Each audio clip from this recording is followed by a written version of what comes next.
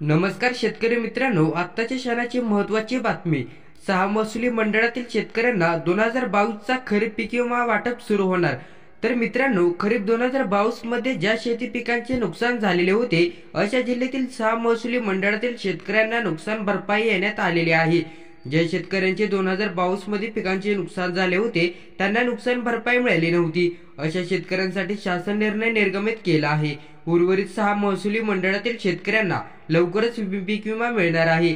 2022 मध्ये नुकसान भरपाईची एकूण अनुज्ञेय रक्कम ही विमा कंपनीकडे जमा झालेली आहे।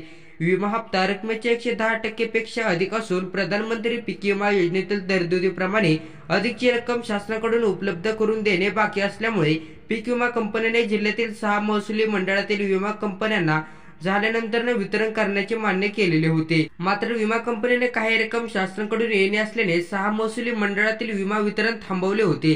आज ही रक्कम विमा कंपनीला वितरित करण्याबाबतचा शासन निर्णय निर्गमित करण्यात आलेला आहे। आता त्यानुसार शासनाकडून कृषी आयुक्त यांच्याकडे सदरील रक्कम ही जमा करणार असून त्यांच्याकडून ही रक्कम विमा कंपनीकडे वर्ग करण्यात येणार आहे। धन्यवाद।